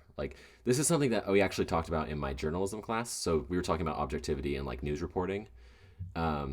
It's because you're a human being writing a story and you have biases and you have flaws. It is impossible to be 100% objective when reporting on something, but you can strive for it and you can try your best to remove your own biases and remove whatever you're having and give the best you can. But you can never allow yourself to believe that you are being objective 100% because then you don't consider those the blind blind spots and flaws. Yeah, They become they bigger come and all the way bigger. back in. And I think that that's what our friend ran into, is that he believes that he is 100% objective. And so that's why there are some big flaws in his standards, I would say. I think so. I think we've covered this pretty nicely, Yeah. Yeah. And since we didn't mention it by name, that means that no one can, No one can be theoretically upset come with after us. Exactly. Because also that is how the internet works too. Yeah. It's like Beetlejuice, Oh, imagine they should do a movie, but it's this guy instead of Beetlejuice. The guy That would be who the scariest movie of all time. just go Yeah, all right. On that terrifying note, why don't we kind of jog our way into the last segment of the episode, and you guys can get introduced to that by this new little audio stinger. What is your favorite superhero? How long is a piece of string? Where do we go when we die? Why won't my son talk to me anymore? Questions. So our first question is from Discord user Maple they them, as the full username reads. Are there any videos that you two regret making? Well, it isn't an answer to this question because obviously you don't regret making it. But I think what we talked about earlier regarding the HiTop video, that illustrates the way that even if you don't regret making something, you can have kind of regrets about the way something's been received. Yeah, So that's an interesting tie back to what we're talking about there. Yeah, I think that there's definitely stuff where you think about something and you are proud of the product that you make, but ultimately you wish that it had gone down a different way, or you wish that the reception had been different, because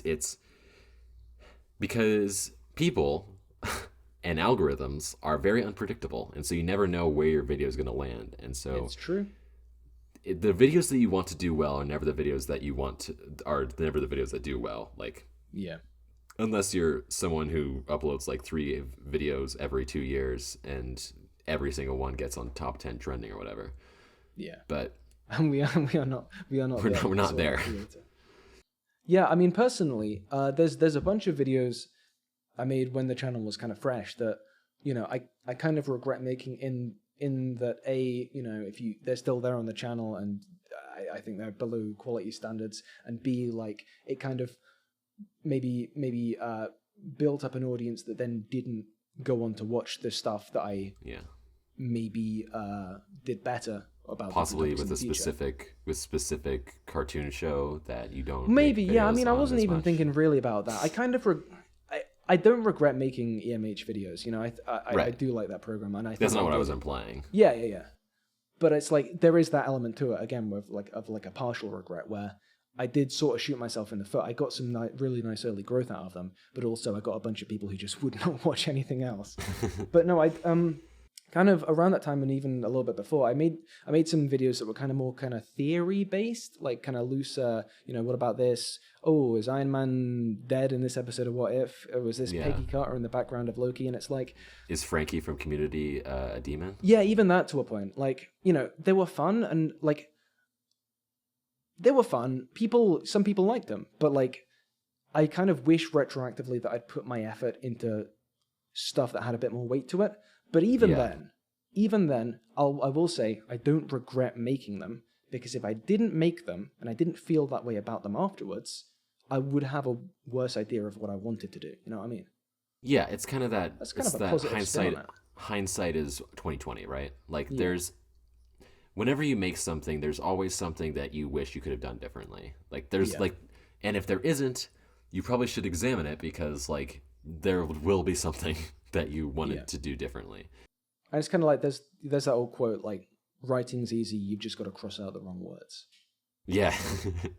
Yeah, pretty much. Like there's like right now I'm scrolling through my old channel just so I can like look and see if there's anything that jumps out at me.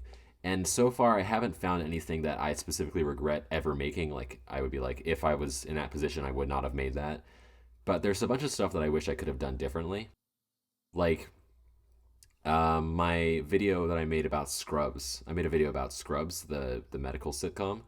Mm-hmm. And looking back on that video, I'm happy that I made it, and I'm proud of a lot of the parts of it, but I also feel like there are some parts in it where I just say some things that are like, ooh, I would not say that now. That's, ooh, no. Not even in like a aged badly kind of a way, but just in a way of like my media analysis skills have gotten a lot better since, and I would restate that and like expand on it in a different way. Like I mean, I get that. Pretty much any video before like a year and a half ago for me, even some more recently, I've got that exact same feeling for. Yeah, like something specifically in this Scrubs section is that, so Scrubs is a sitcom from the 2000s, which already, you know, there's going to be some like some minefields there.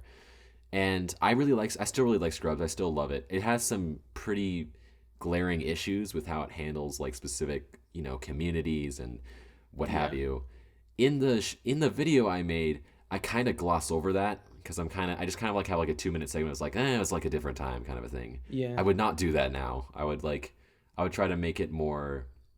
I would try to acknowledge it a lot more and try to incorporate it into my analysis a lot more rather than just doing direct media analysis. But I guess at the same time, I was 17, so you know, can't be too harsh on myself for that. But yeah, I mean, totally. Like I tell you what, if I'd made any YouTube videos when I was 17, they would have been hot garbage. Like, I'm obviously not saying your Scrubs video was, but I'm just saying I cannot even begin to comprehend, like, you know, I cannot express, you know, how much of, if my videos are good, that's because I'm 25 and I've been to university and I've studied English. That is the only reason. I'm not like, you know, I didn't appear on the earth as a media analyst or anything like that.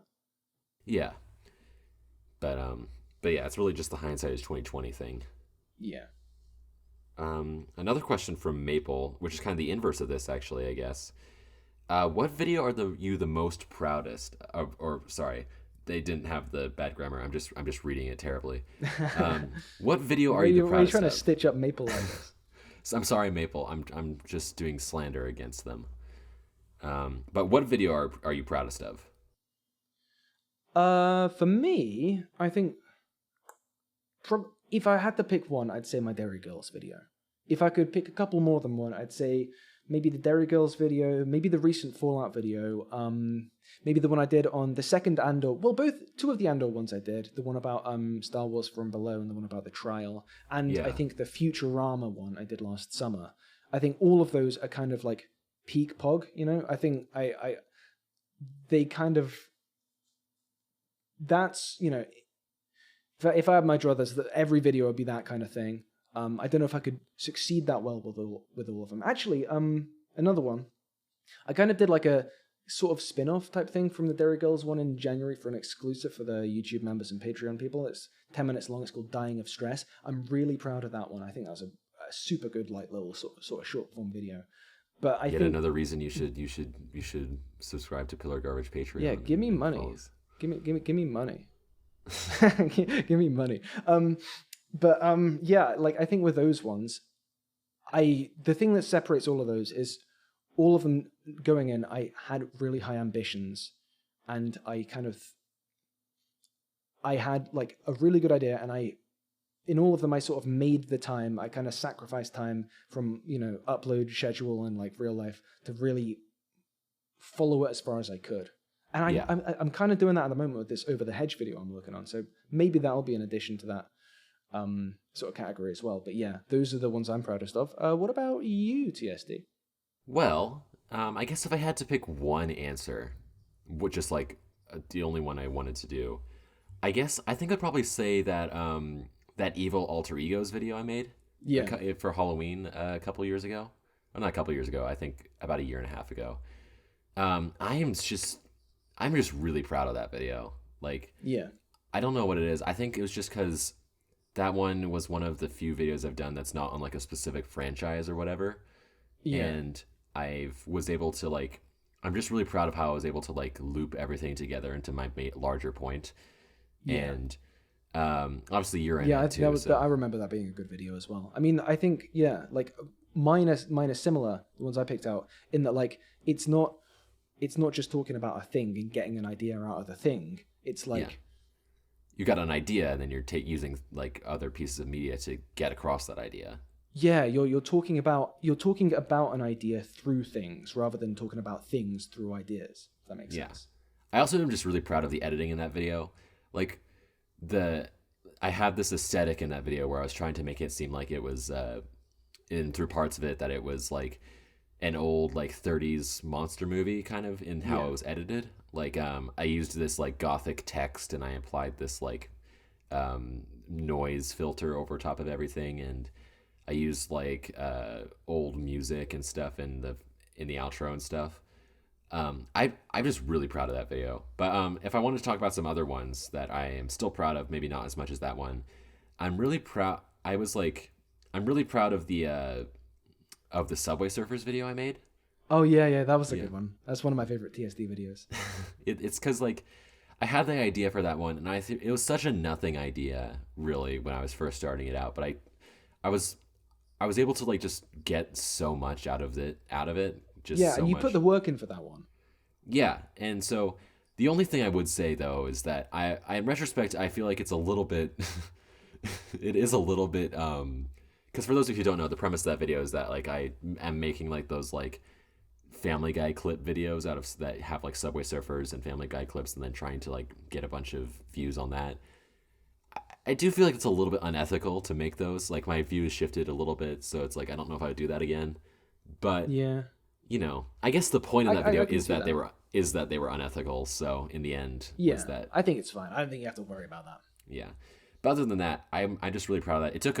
It took place over a month, and I recorded a bunch of it, and I had there wasn't any planned like journey for it, you know, like I wasn't able to like sit down and outline this video or anything. So I was just really proud that I was able to make something that was that good with no plan.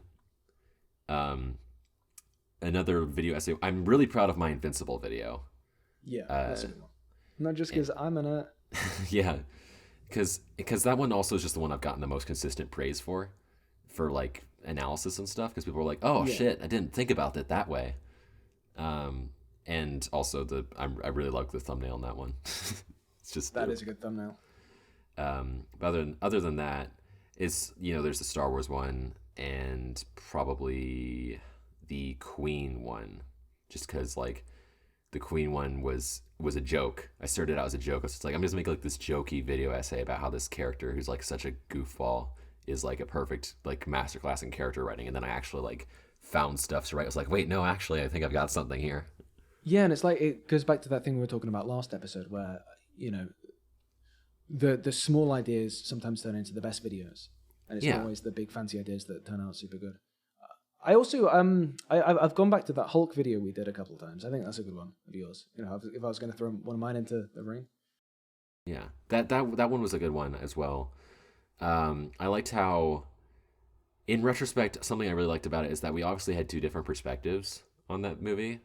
But we turned those different perspectives into one good video. Yeah, it was like and it seemed like a cohesive like message. Like we were like it was clear that we were talking about the same movie, Yeah. like if obviously we were talking about the same movie, but like there was consistencies in what we were saying, that even if we were speaking from different perspectives, and we were still noticing the same things and having similar thoughts about a lot of them. Yeah. And I thought that was really cool. But yeah, I think that a lot of the videos that turn out the best are the ones that like you don't plan as like big projects, but they just end up turning into something cool. Yeah. Yeah. So that's that question. Another one from God. Why does whenever I open up Discord, it just like reloads everything, so I have to do it. How's the weather over there? It's been kind of drab today, It's been warm. It's been too warm because my flat gets super, super hot. And what that means is I have to open the windows at night. Otherwise, it's just too hot to sleep. And then that means, because it's not a quiet road that the flat is on, there's all sorts of traffic through the night. So I'm just waking up the whole time. So I don't sleep because it's hot, and I don't sleep because it's noisy. And then all summer long, I'm a grouchy little guy, I had a similar problem with my dorm because there's no air conditioning here. I don't have to deal with the noise as much because like once I get to sleep, I'm a pretty heavy sleeper. But the issue that I found is that like because I open it up because it's cold, there's like this weird space during like March and April where it's like it's too warm for me to not have the windows open, but like when I wake up, it's like freezing cold. And a couple times that's ended up with like me getting like a stiff neck because it's so cold and everything. But I'm in a building that was built to retain heat, and like that's great during like the cold winter months. All the rest of the time though, it's just annoying. Hey, you're telling me that's all of our buildings are like that over here. Yeah. All right, it's finally loaded. So from Captain Kennedy, we have, how did you both meet and begin working together? So what it was I was doing this project. I was kind of trying to do like a collaborative kind of discount Nando kind of style of collaborative playlist where a bunch of people would make video essays and the viewers would watch them and kind of make their own. And so I reached out to a bunch of people. Some creators, I watched some that I sort of had been recommended by people in my Discord server. I think you were one of the only ones that got back to me. And oh, really? The way the way I got one or two replies that was kind of like, oh, I didn't really have time for this, but cool idea, good luck. So that was fun. But no, someone in the Discord, it might have been Meatball, maybe. Yeah, it was Meatball. I know because he likes to let me know. It's like I was the one who got you two together. Yeah. So Meatball was like, you should check out, because you were called TSD Tom back then. It was like, I got this project to get TSD Tom more subscribers. So I was like, I'll check him out. And then I saw you did like a spoof Morbius documentary. Oh, that video is so much fun. I loved making that. I was just like, yeah, this guy's got good vibes. I'll give him a little message, and then Unfortunately, I had not seen Earth's Mightiest Heroes at that point, so I couldn't really participate. Yeah. But I did do like a shout out thing. Get a little shout out, yeah, that was nice. Yeah. And then I went and rewatched the video I did the shout out in, which was another one actually that I would probably redo now, which was the fan service between No Way Home and Rise of Skywalker. Yeah. I was a lot more positive on No Way Home in that video than I would be now, just because like I feel like the luster's kind of worn off. I think we all were though. Yeah, we were all kind of high on No Way Home back then. Yeah, but yeah, that, and I rewatched that and I was like, oh, this is cool. And I remember having a screenshot of like how many subscribers you had. You only had like 15K at that point, which was wild. You've come so far. Yeah, I've come a ways. Tell you what though, I still haven't got that plaque. They've not even sent it. I finally got the button. No, I finally got the button that pops up in YouTube Studio that's like, hey, get a creator award. So I did that. I filled my stuff in, and it's like, we'll email you when it's shipped. And this was a few days ago now. Yeah, I've heard sometimes it takes like a couple. Sometimes it takes like a few weeks to a couple months to ship. Sometimes. I will enter a catatonic state if I don't have it by the end of May. Let's say. Yeah, I know you're listening, Susan Wojcicki. Yes, Susan. Actually, I don't think she's in charge of YouTube anymore now. I don't care. I'm blaming her. Get up, Susan. Go to the warehouse. Get a blank plaque out. Get a little chisel. Whatever you have to do. You know, you got my details. Yeah. Susan.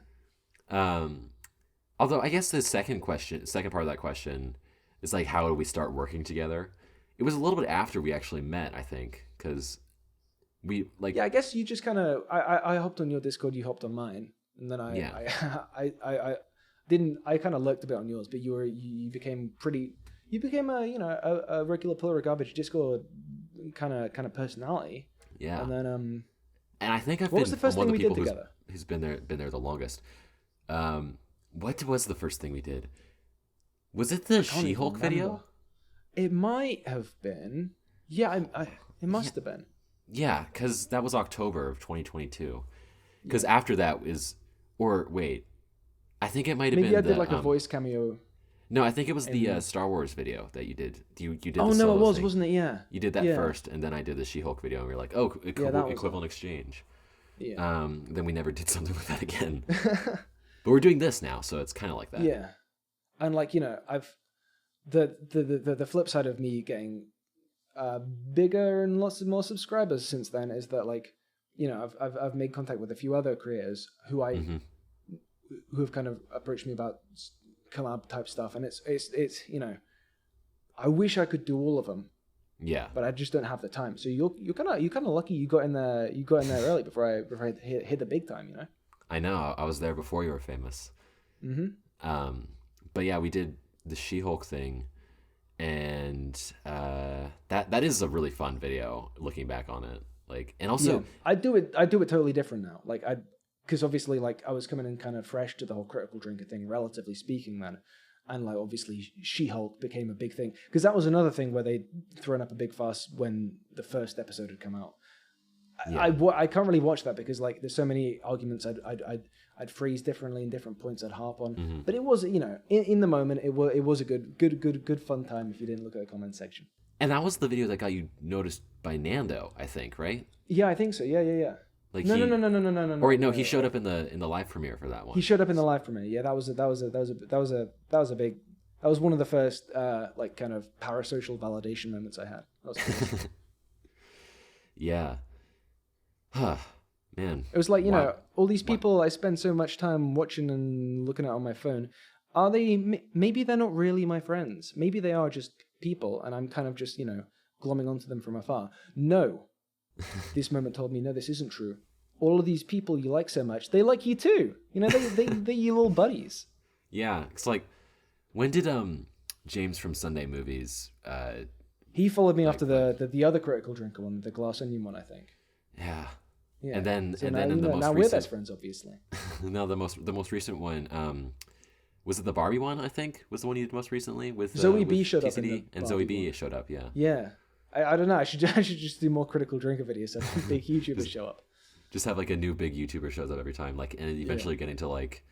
I mean, I'm certain that Jessie Gender knows of your existence because she's. I would imagine so. She's like works with Adam, so I guess we could ask him next time or whatever. Yeah, maybe we whenever could. We have him. I'm sure we've had some sort of interaction. I can't think what it would have been. Maybe not on Twitter. I don't know. I can't remember. Nothing substantial, but Yeah. yeah. Anyway, do you want to do one more? Yeah, we can do one more. Okay. So from Honey, we have. Do you have any videos that you thought were mediocre or thought wouldn't perform well, but then ended up doing really, really fucking well? That's I'm direct quoting. I would never swear. Of course not. Shame on you, Honey. You want to start off with this one, and I'll just kind of scroll back through my video tab to see. Well, I think the main answer to that question is the HiTop video, because like I made that and I had like 800 subscribers at the time, and I was like, it would be a good day if my videos got like 80 views in the first day. And like I got that video went up, and like it got like 300 views after 2 days. I was like, whoa, this is the big time. And then over the course of the next like 2 weeks, it got like 50,000 views, and I was like, I was like on cloud fucking 9 at that point. I know. I remember that first. Yeah, when I first had that sort of when I first saw the big numbers, that was crazy. Yeah, and like I got like that video is still the one that by far has been the most successful for me, and I got like 2,000 subscribers from that, or not 2,000, 1,000 and whatever it took to get the other two, like the like 1,200 or something, and then I was able to get monetized because of that video. So like for all my gripes around the attention I got from that video, I am ultimately happy because it means that I get to make like $4 a month from from YouTube now. You know what they say, $4 is better than $0. That's true. If I was looking at my other stuff that did well, this was before I started like doing like video essay content. I kind of did like sketch things, and I did this video that was like, Ryan George, right? Like guy who does like pitch meetings and stuff. I did a pitch meeting Ryan George skit. Oh yeah, I remember that. Yeah, don't watch it. It's bad. But it got like I like cringe watching that video because like there's so much I would do better. But the only reason I haven't like delisted it is because it got like 10,000 views, and I'm like, oh cool, 10,000, whatever. Yeah. And the other one that did really well was I don't think I've actually told you this story before.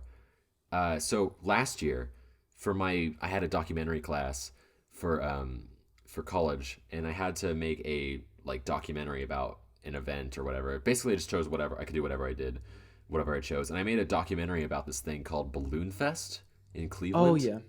And it was basically just this like big charity event where they released a bunch of balloons, and then like it caused a lot of destruction because releasing literally a million balloons in a city is going to cause issues, surprisingly. But I posted that on YouTube afterwards. So I was like, this is like something I edited. I might as well. Yeah. And then it did super well, didn't it? It did really well. And part of that was because like it did well on YouTube, but I posted some clips of it to TikTok, and because that's what I was doing back then. I don't really do that anymore now, but one of the clips from that video got 6 million fucking views. Oh wow. Yeah, it's by far like the most viewed thing I've ever made. Yeah, that is nuts. And I still don't know how or why that happened. The thing about TikTok is that you don't really get a lot of like, return on investment for that.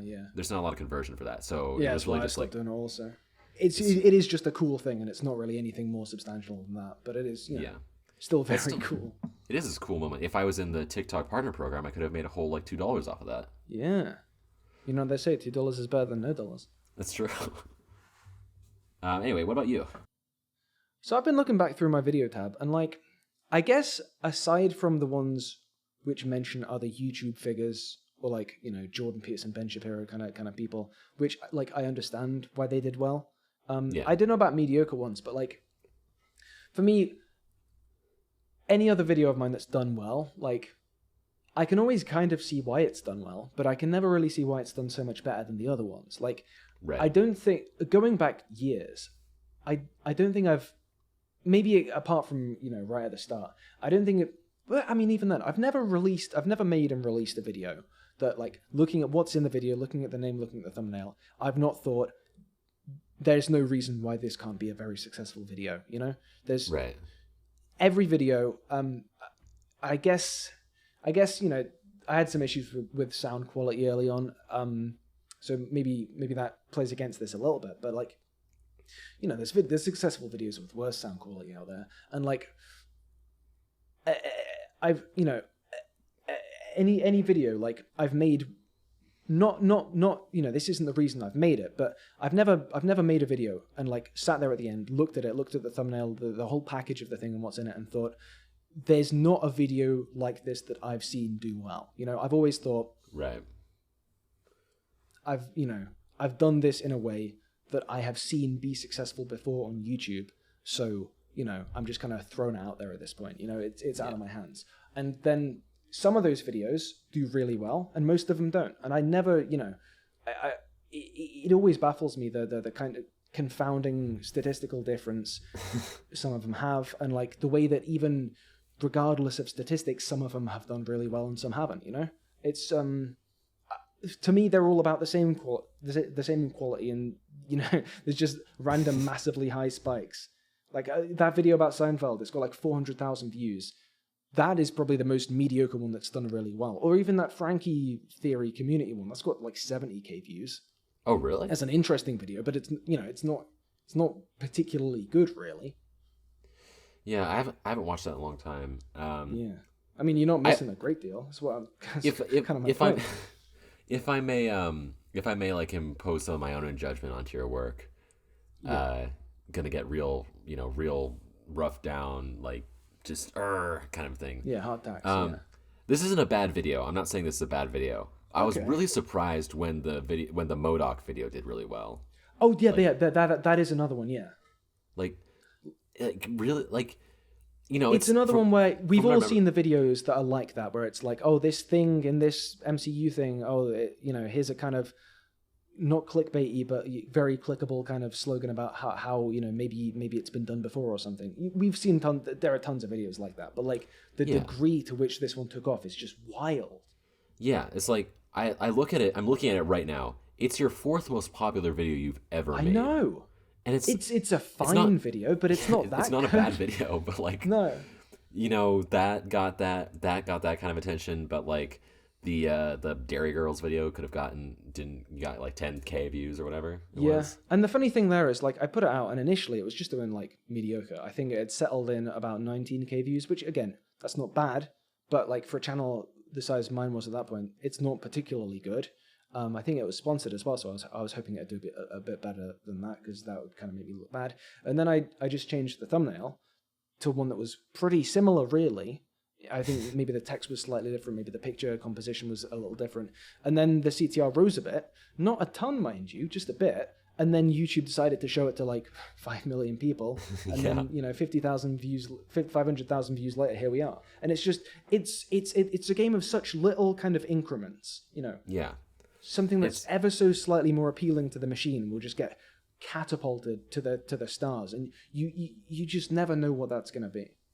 Yeah. And like, I'm looking here, and I'm just looking at all the videos that are like more popular now. It's funny, like the one that I'm surprised. The Good Place one as well is similar to that.